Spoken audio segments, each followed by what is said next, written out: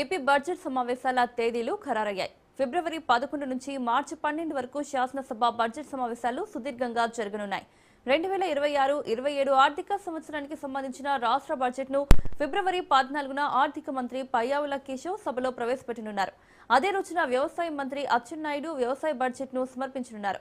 సమావేశాల తొలి రోజు ఫిబ్రవరి 11న గవర్నర్ ఉభయ సభలను ఉద్దేశించి ప్రసంగించనున్నారు. అనంతరం గవర్నర్ ప్రసంగానికి ధన్యవాదాలు తెలిపే తీర్మానంపై చర్చ ప్రారంభమవుతుంది. అదే రోజు స్పీకర్ అయ్యన్న పాత్రుడు నేతృత్వంలో బీఎస్సీ సమావేశం జరుగుతుంది.